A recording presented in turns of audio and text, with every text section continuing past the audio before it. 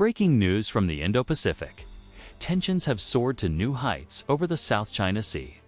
On October 22, 2025, a routine freedom of navigation patrol took a dangerous turn.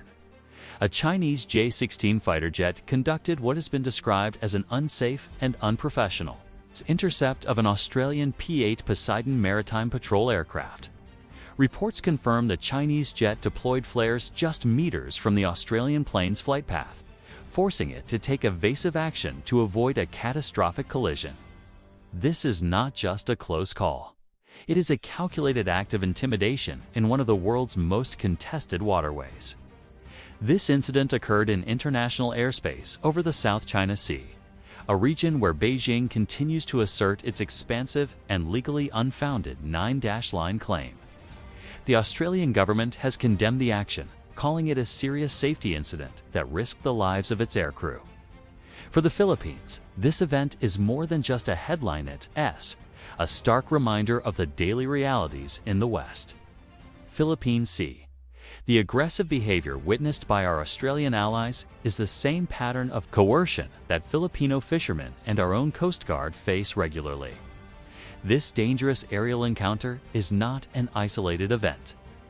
It represents a significant escalation in a series of gray zone tactics employed by Beijing to enforce its claims. By creating these higher-risk situations, China aims to deter other nations from operating in international waters and airspace, effectively trying to create a de facto exclusion zone. This strategy of cabbage wrapping and harassment is designed to wear down the resolve of nations that uphold international law, particularly the 2016 Arbitral Award, which invalidated China's sweeping claims. So why does this matter so much to the Philippines and its people? Because every act of aggression, whether against a Filipino fishing vessel or an allied aircraft, is a direct challenge to our sovereignty and our rights under the United Nations Convention on the Law of the Sea, or UNCLOS. The presence of allies like Australia, the United States, Japan, and others is crucial. Their freedom of navigation operations, or FONOPs, are a powerful demonstration of the international community's commitment to a free and open Indo-Pacific. They signal that the world is watching and that unilateral attempts to change the status quo will not go unchallenged. In response to this latest flare-up, the armed forces of the Philippines, in coordination with its treaty allies, is intensifying its vigilance. This dangerous intercept has injected new urgency into the AFP's modernization program. The acquisition of new assets, from multi-role fighters to offshore patrol vessels, is no longer just a strategic goal. It is an immediate necessity. The goal is to build a credible deterrent and enhance our maritime domain awareness, ensuring we can monitor and protect our exclusive economic zone effectively. We are seeing a direct strengthening of alliances. The Enhanced Defense Cooperation Agreement, or EDCA, sites are becoming more vital than ever. Enhanced surveillance networks are being established, stretching from Subic to Palawan, creating an integrated eyes and ears system across the West Philippine Sea. This incident has accelerated joint patrols and military exercises between the Philippines, the US, Australia, and other regional partners. The message is clear. An attack on one is a concern for all.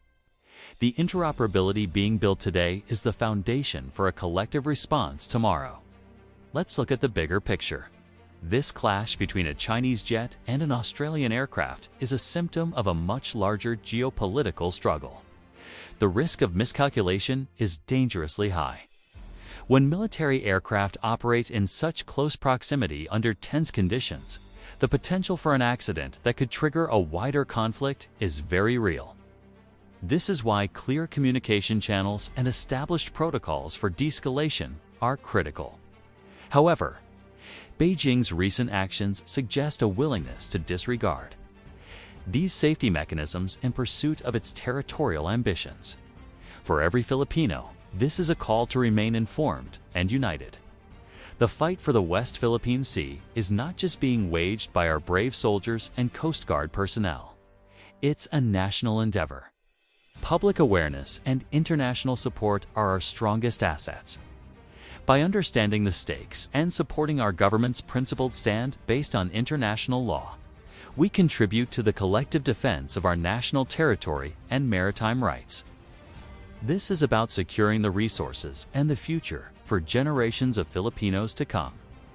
As we move forward, expect to see more coordinated activities from the Philippines and its allies. The strategy is one of active presence and assertive transparency, exposing acts of coercion and rallying global support for a rules-based order.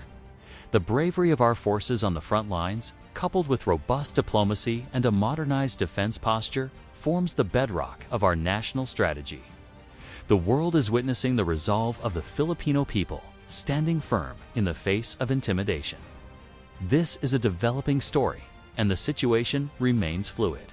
We will continue to bring you the latest analysis as events unfold in the West Philippine Sea.